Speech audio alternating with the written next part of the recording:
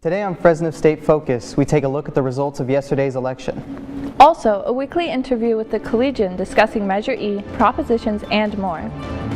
Plus, last week, Fresno State hosted its 6th annual Day of Giving. So today we will give you an update on how much money was donated. Fresno State Focus starts now.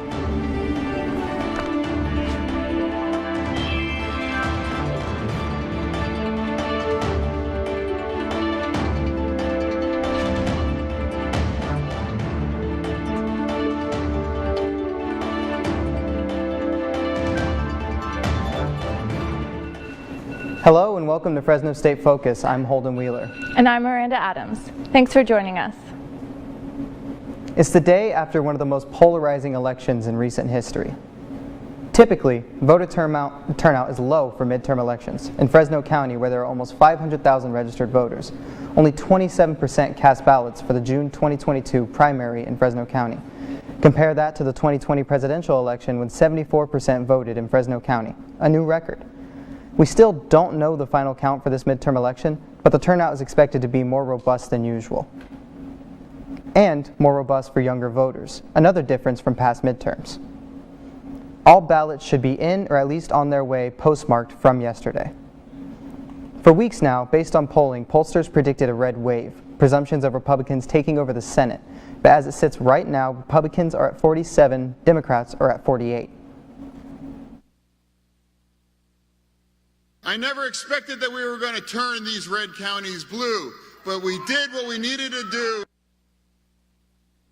In the House of Representatives, Republicans took control, but the margin is much lower than originally expected, going back to that fizzled red wave we talked about.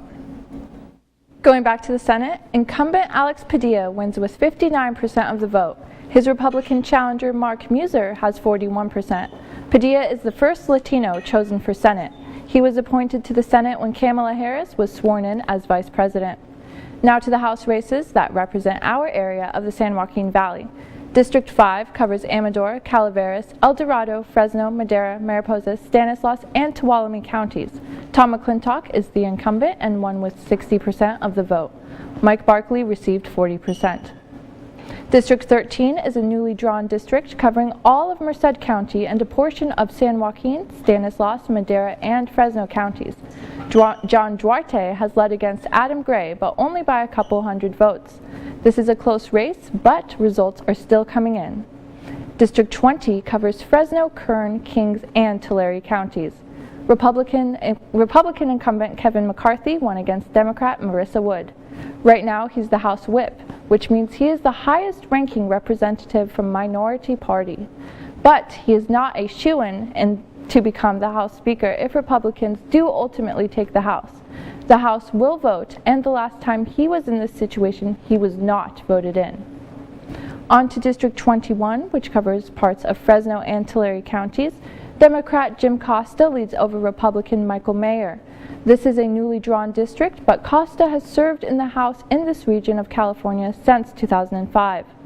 House District 22 covers Fresno, Kingsburg, Tulare, and Kern counties. This is also a newly drawn district. Republican David Valadao is leading his Democrat opponent Mike Barkley. There's a lot to unpack with this election. To help us do that, I'm joined by David Tongipa, a district representative with Fresno County Supervisor Nathan Magsig. First off, David, thank you very much for joining us. Happy to be here. So on a national level, we just talked about it a little bit, that there was that expectation that there would be a red wave to take over the House and the Senate. That didn't happen. Why do you think that happened, and what's the reasoning? Well, I mean, actually, if you're looking at it, there's still quite a bit that are going to come in. I know Georgia will go into a runoff in the for that Georgia Senate. That will be on December 6th. But with that, it's interesting to see. There's a fairly big repudiation in my thoughts that when it comes to how different districts have gone. If you look at New York as a prime example, and that's why people thought a big red wave was coming, because 8 seats in New York about in 2020 went to the blue side, and now they've actually flipped over. So what if we were looking at New York as a model and moving on for the rest of the country, it should have been a red wave. But actually, if you look at different areas, there were individuals that if they would have used the model that happened in New York, talking about New York issues, talking about what's important to New Yorkers, talking about what's important to families when it comes to crime and when it comes to the not being able to afford anything, That's what New Yorkers and those who won in New York focused on. And a lot of the areas that we thought that Republicans were going to take over, or conservatives, and those, they might not have been focusing on those areas, and that's what people were looking for. And if they didn't provide that answer, they weren't going to get it. So that's all big scale nationally, but what does that mean for us locally here in Fresno? How does it hit us? Well, the thing that's actually really interesting when it comes locally here, especially with District 13, which is the one that John Duarte is running in, and District 21 and 22, which that's the one that David Valadeo is running in, it's actually meaning in that message that they've done, those are very, very competitive districts, but those are D+11s and D+10s, which two Republicans that are actually being very conservative, and well, two Republicans that are being very competitive, it actually shows that here in the Central Valley, we actually do have more of that red wave. If you look down ballot when it comes to Fresno County in itself, it went red, the entire ballot all the way down. Okay, so you're a local guy. You went to Fresno State, graduated, and last question right here before we wrap up. What does it mean for young students? Why should they be caring about politics, and why should they go? Well, one of the most important things that I think with Fresno State is that there's 14,000 registered voters that go to this school right now. And if we were looking at Measure E as one of those important factors that could change their daily life, that's specifically what Measure E could have done. That if we had 14,000 students here, about half of them were registered in Fresno County, and if half of those, all of them, sent in their ballot, Measure E would have passed, and the school would be getting $36 million in this next year. Thank you very much, David, for your time, and thank you for giving us some insight into the local elections. Thank you. Now to the state propositions and Fresno County measures. Prop 1 passed, which means the California Constitution will be amended to clearly spell out women's right to abortion and contraception. Prop 26, which would allow gambling on tribal lands, failed. Proposition 27, which would allow online gambling, also failed. Californians voted in favor of Prop 28. That means public schools will see an estimated annual $1 billion increase in funding for the arts. 80% of the new funding will go toward hiring art and music instructors. Prop 29 failed. It would have required on-site medical professionals at dialysis clinics. Similar propositions also failed in the last general election 4 years ago. Prop 30, which would subsidize electric vehicles by increasing tax on personal income over $2 million, also failed. No need to hit your vapes because Prop 31 passed. The 2020 law aiming to prohibit the sale of flavored tobacco products will be vetoed. The renewal of Measure C, which requires a 2/3 or supermajority vote to pass, has failed. For 3 decades, since 2006, Measure C has funded road maintenance. It is set to expire in 2027. Measure M, which would raise taxes to fund facilities and services for veterans, has also failed. Fresno County voters said no to a sales tax to upgrade Fresno State facilities. 53% of voters said no to a 0.2% tax that would have raised $36 million a year for the next 20 years. That would have been 1 penny tax on every $5 spent. The money would have expanded access to programs in nursing, criminology, agriculture, and engineering, repaired and built new campus buildings, and provided scholarships for low-income students. Manny Hernandez, the news editor of the Collegian, joins us now to give us his opinion on the election results. Thanks for taking the time to join us today, Manny. Thanks for inviting me. So to get started, I read an opinion article recently that said the editorial board of the Collegian voted against Measure E. Can you tell us a little bit more about that? Yeah, so an editorial staff is around 7 people. Out of the 2 that abstained, I was one that abstained because I do not vote for Fresno County. So we did have other 5 voters, and out of those 5, 4 agreed to vote no on Measure E. So that was sort of the big thing about that. When we had that opinion article come out, we had the editorial staff all come together to say no on Measure E, but also had 2 reporters outside of the editorial staff that did agree, so we did show both sides of that opinion piece. Okay, great. Honest journalism. Yes. Now, what concerns were specifically raised, though, to get you all to oppose? Yeah, so one of the biggest things that concerned a lot of the editorial staff, and not just us, we've talked to students, council members, and many community members outside of Fresno, was it was sort of vague what the money was going to do, and some of the biggest proponents of the bill, which is like the Harris Construction Company, we had no idea sort of what exactly the money was going to be used for. And we felt like if we're going to tax people that don't go to Fresno State as well, Fresno County members that don't go to Fresno State or have any kids, we felt like that may have been unfair to be taxing that stuff just so the money could go to Fresno State. I understand. And I also read you all heard it said it was like a pay to play. Is that correct? Sorry, can you Pay repeat to play? Pay to play? Oh, is that for the propositions you're saying? Yes, for Measure E. Oh, for Measure E. Yeah, so I think what we were sort of saying about that was we were sort of thinking that if you had to get money from the Fresno community, we felt like there should be other options with this as well. It shouldn't just be from taxpayers. We should get more help from the CSUs, and I think that was sort of what we're aiming for with that. Well, thank you so much, Manny, for all your insight today. And now, coming up on Fresno State Focus, Jared Hickman tells us about the Wounded Warriors Project that helps veterans who are physically or emotionally wounded. Plus, a look back at Cancer Awareness Day to encourage healthy lifestyles. Forecast this week, but like a skit from SNL says, sweater weather is definitely here. We'll talk about it next. At Fresno State, being bold means committing to something greater than yourself. It's learning by doing and nurturing leaders to advance our shared future. It's using research to create a better life for those around us and healing those who need us most. These are our stories, because at Fresno State, bold begins here.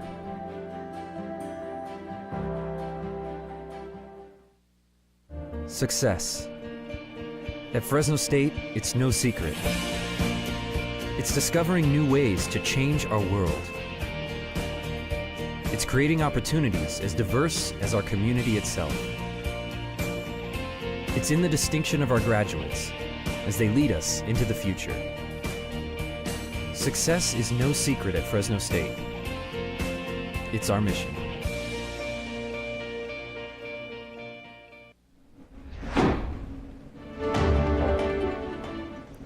I'm Brianda Lemus with your focus on weather. We start with our beauty shot. This is right outside of our bookstore facing north. We have a beautiful blue sky. We also see our trees changing color, finally. We look at our state country satellite. We start with some snow up in Montana, Idaho, coming down to Colorado, also with some rain coming down to Florida. We do see Hurricane Nicole coming through here. Looking at our California satellite, we see rain and snow coming down the whole Sierra Nevada mountains, which is super exciting as the holidays are approaching. For today's highs, we start in Stockton, 58, coming down all the way to Madera and Fresno, ending with Porterville at 57. For our lows, our lowest of the lowest, we have Shaver Lake with 21, Kalinga 39, Fresno 44, and 41 in Madera and Stockton. For our air quality, we are good throughout the whole San Joaquin Valley, which is super exciting. No perfect for all groups. We look at our extended forecast. Starting with today, we had a beautiful day today, following to Friday, coming down throughout the whole week. We do see partially cloudy with our highest on Tuesday at 62. My name's Brianda, and that's your focus on weather. This week, we remember those who served and sacrificed so much. There is one man who's gone above and beyond to make sure that veterans get the help they need. Jared Hickman tells us more about a veteran who donates his time and effort to helping those fellow U.S. veterans. United States military veterans that serve in the armed forces are known for their service and giving their lives for the sake of their country. Ray Blum is a former Marine in the United States military, where he served for 30 years. Now, he donates his time and money to several Marine Corps charities in the Wounded Warriors Project. They will raise funds to assist the living conditions of wounded warriors. So they may be missing a leg or an arm or something. And so just trying to make them a better life. The Wounded Warriors Project doesn't just help veterans that have been wounded physically, but also mentally and emotionally through their years of service. Anytime there's somebody that gives the ultimate sacrifice or even a major sacrifice and loses part of their functioning, their body, their mind, with war representing our country, I think it's huge to support them. Jared Cook is a golfer who donates money to the Wounded Warriors Project. He and many others have chipped in to help support the charity in honor of the service and sacrifice of our nation's veterans. If you want to know more information on the Wounded Warriors charity, you can go to their website at woundedwarriorsproject.org to learn more information on their organization and charity. Fresno, California, Jared Hickman, Fresno State Focus. We thank all of our veterans who have served in the armed forces. The annual Veterans Day Parade is this Friday, the 11th Veterans Day. The parade honors our nation's veterans for their service and sacrifice. A local veteran told us what it means to be a veteran on this federal holiday. I think it's a great holiday because it shows the nation's appreciation for what we did. You know, we were putting ourselves on our bodies on the line for our country, and I think it's nice that we're being appreciated for it. The Veterans Day Parade marches for the 103rd time on Friday in downtown Fresno and begins at 11:11 in the morning. If you can't be there in person, you can watch it on CW 59. November 7th marked National Cancer Awareness Day.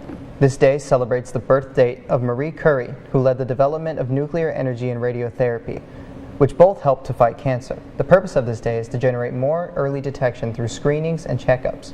It is known that cancer can be a result of a lot of different things, like high stress levels, hormones, the food or drinks you intake, and sometimes it's hereditary. There's no sure way to prevent cancer, but you really can help to reduce your risk by making healthy lifestyle choices. So that would be eating right, staying active, not smoking, doing regular checkups and prevention. Checkup or screening, Fresno State Health and Counseling Center can help. The Health Center is open Monday through Friday from 8 a.m. to 4:45. For more information or to schedule an appointment, you can go to the Health Center website. Results are in for this year's 6th annual Fresno State Day of Giving. The online philanthropy effort gives people a chance to donate both to the campus and the community. There was a total of 1,780 individual donors, which is a 3.5% increase over last year. This two-day campaign reached 39 states and 4 different countries. The goal for all universities is to grow that support so that we can grow the funding in order to do all the special things we need to do for our students, be it programs, initiatives, scholarship support, and the like. This year, more than $459,000 was raised. Athletics took over the College of Arts and Humanities, raising the most money this year at $85,000. Halloween is behind us, but the holiday season is just getting started. I went to see what Fresno State plans to do for the holidays. As weather changes, rain, temperatures, and leaves drop, time rolls back. It means the holiday season is upon us. Halloween and carving pumpkins is already behind us, but Fresno State still has plans for its students, as ASI President Caroline Alvarez shares some of those plans. We're working with Spotlight Events, which is through student involvement, for kind of a relaxation, rejuvenation day. We'll be bringing masseuses onto campus so that way students can kind of relax before finals. Outside of free massages, the ASI department has a plan for the hungry students on campus, as Luis Sepulveda shares some insight. Doing a final snack down. That's just where we buy a bunch of ramen noodles and chips and whatever else we can do. We have free blue books and scantrons to give to students as well to help them prepare for their final week, and that is happening the week of the 12th through the 15th of December. Even with all these events going on around campus, sometimes it's the little things that make the difference this time of year, whether it's looking at Christmas lights or a small piece of tradition like Donald Monroe's. You know, I still have the same stocking that I had when I was a tiny little kid. My mom still has it. She brings it out every year. Sometimes it's getting together, maybe to watch the Thanksgiving parade. So that's my favorite part, is just being with the people that I love. Or it's the willingness to help others. That's the way I show thanks to people.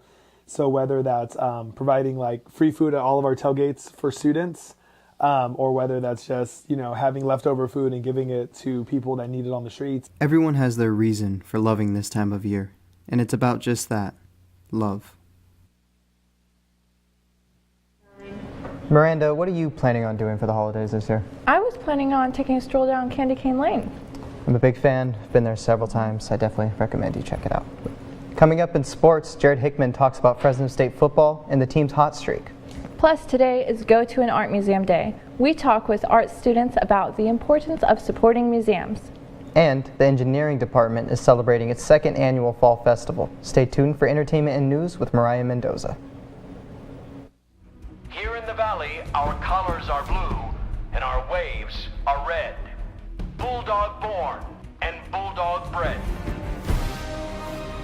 Generations linked forever by traditions that have stood the test of time.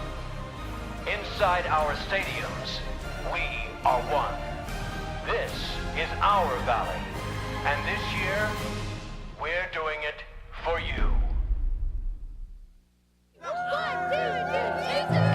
At Fresno State, being bold means committing to something greater than yourself.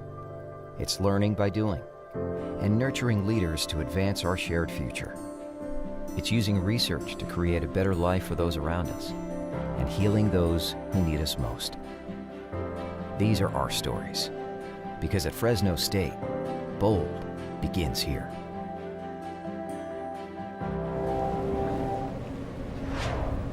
Welcome back to your Focus on Sports. Now, to see who your Bulldog athletes will be facing up against this week. Your Bulldogs will be traveling a lot this week with a heavy load Friday through Sunday. Friday, swim and dive will be traveling to Southern California for matches in Los Angeles. Men's basketball will be traveling to face off against UC Santa Barbara, tip-off at 2. Women's basketball will be home against CSU Bakersfield, game time 4:30. Football will be in Las Vegas to face off against UNLV, kickoff at 7:30. And cross country will be running up to Seattle to participate in the NCAA West Regionals. Saturday, volleyball will be home against UNLV, match time 12. And Sunday, to close it out, the swim and dive team will be competing again in sunny Los Angeles. Now here's Jared Hickman with more on the football team, their 4-game win streak, and what's to come in the final weeks of the season. Currently standing outside Ballard Children's Stadium, I'm in gloomy, wet weather. And no, that's not to signify that the Bulldogs have lost. In fact, it's quite the opposite. They've managed to knock off 4 straight wins against the Mountain West Conference after a terrible 1-4 start to their season. With the returns of Jake Hayner and Evan Williams to this team, it's lit a fire under them to go out and put themselves in a position to succeed in the Mountain West. Right now, they're just sitting above San Diego State in the Mountain West Division. And the winner of that will end up playing the winner of the Mountain West Mountain Division for the Mountain West Conference. Now, for the Bulldogs, they have 3 games remaining. Back-to-back games against their Nevada State rivals, UNLV and the Nevada Wolfpack, before they come home to play the Wyoming Cowboys for their final regular season game. With Jake Hayner's return, it has been nothing short of amazing watching this offense, especially with Jalen Moreno-Cropper, Josh Kelly, and Ramiro. Jake Hayner has been able to throw for over 320 yards in both games, and a combined 7 touchdown passes in both games combined. Turnovers have been kept to a minimum, and he's just been nothing short of sensational, just as he was last season. As the saying goes, they're going to need to go out there and prove it if they want to play in the Mountain West title this season. And if the standings were to stay the same 3 weeks' time, then it would be another red versus blue showdown for the Mountain West title between the Fresno State Bulldogs and the Boise State Broncos. Valley Children's Stadium, Jared Hickman, Fresno State Focus. Fresno State's rodeo team, the Bulldoggers, are competing this Thursday and Friday. Sydney Morgan is over at the Clovis Rodeo Grounds to tell us more. That's right. I am here at the Fresno State Rodeo Grounds, where, as you see behind me, they are prepping the arena for one of their final practices for their event this week in the rodeo. I'm here with Jillian Murray, who is a senior on the Bulldoggers rodeo team. Jillian, how do you feel about the season so far?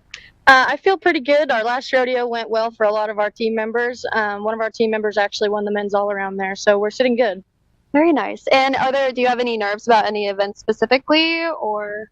For my events, I get a little nervous, but I've learned to control them, and I think that I'm going to do really well as much as I hope my teammates do well as much as I do. Yeah, no, that makes sense for sure. And then also, speaking of, I know Friday and Saturday are a little bit different. Can you kind of elaborate on the specifics of the events those days?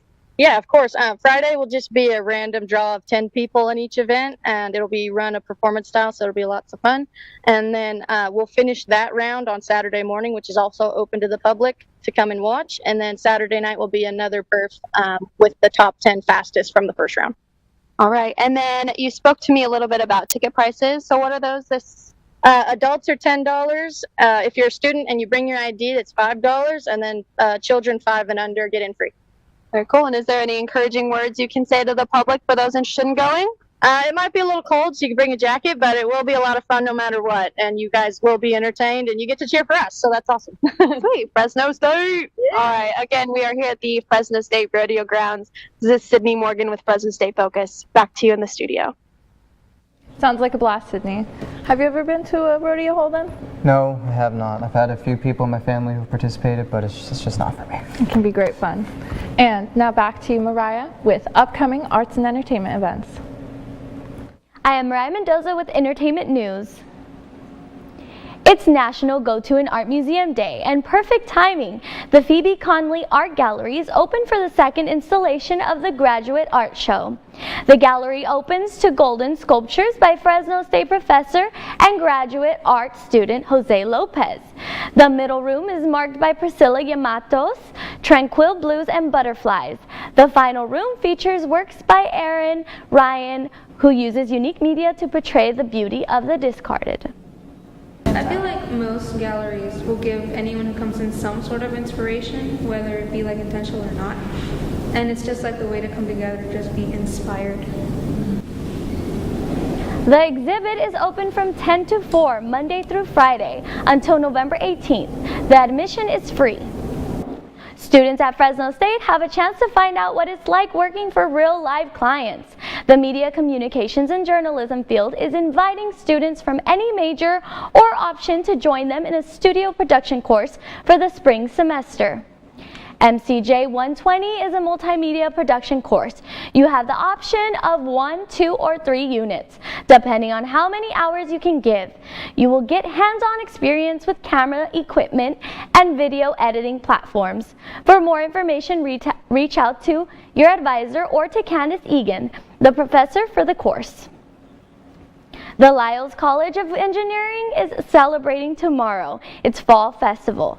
The idea is to provide a sense of community within the College of Engineering and bring first-year students together. Many engineering students say their first semester is too hard and they are looking to change their major. Yeah, they're demanding majors. They require a lot of time. There's a lot of time commitment, but it's like every other discipline at the university and everything else that people do in life. You begin with a foundational levels and you build up your knowledge. The Fall Festival is tomorrow night at the Engineering East Patio from the 4 to 7. Students can enjoy games, raffles, pan dulce, and more. That was your focus on entertainment news. Back to you guys.